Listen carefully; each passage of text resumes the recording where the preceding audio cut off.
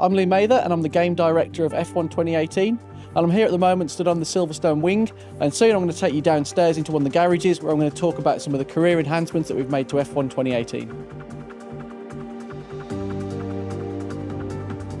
The big thing this year is very much the media are going to play a huge part in the player's career. It's super important for a driver these days to not just be skilled on track, it's all about being the complete package.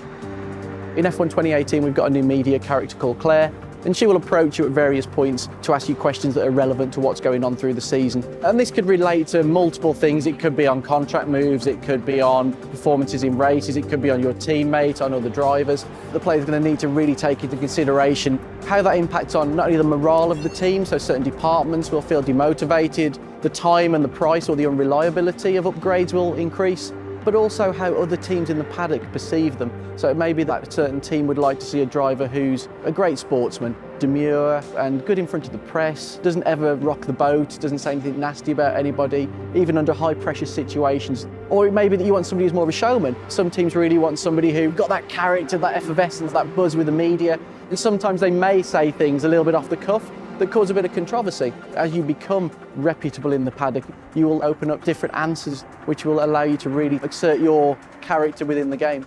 And we also wanted to create some new locations as well. So Claire will perform interviews in areas within the back of the paddock, so between the lorries and the trucks, but also in front of the weighbridge and the scrutineering areas. Answering questions to the media will give an instant outcome there and then. If you impact negatively or positively on a department or your relationship with a team, be that your team or another team, you'll be made aware of that. But you've also got to realise, maybe later in the season, these will get pulled up again. And if you've made a promise earlier in the season that you intend to achieve something, that might get pulled up again by the press. You really don't want to make yourself look like an idiot by over-promising, but also you don't want to rubbish people. It's important to maintain a level of professionalism in the game. This is an entirely new system compared to what we did in 2010. It's not built upon any of that technology. The whole thing is tied very closely to all areas of your career. So, for example, something we did last year with the perks system, the player couldn't choose which perks they wanted to unlock. Now you actually use those perks as bargaining tools as part of your contract. You can now task your agent to get you a drive with any particular team. You will then go into a negotiation stage. And this is something that we're actually extending across the whole season as well. So there will be key points in the season where the contract window's open again.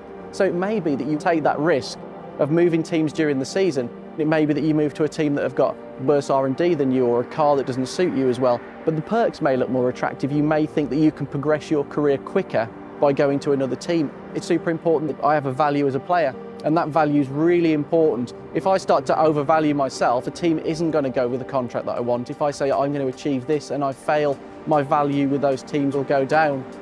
In F1 2018, the player will have rivalry with their teammate. That's always the benchmark for how good you are within the team, because obviously you're using exactly the same machinery. But you can also now challenge another rival off the grid. So you can pick who you want to try and beat. And the key thing with that is you can bet your skill level against another driver. If I'm performing reasonably well and I say I'm going to go and beat Lewis Hamilton, I'm going to beat Sebastian Vettel, that's setting your stall out as I'm a strong driver, I can beat the top in the sport. And for that, your reward will be huge in terms of your reputation within the paddock, and that will benefit you in multiple areas of your career. Broadcast style for Formula One's always been something that we've been super passionate about, really representing the sport very cinematically, giving those beautiful intros, having real-world commentators talking about what's going on.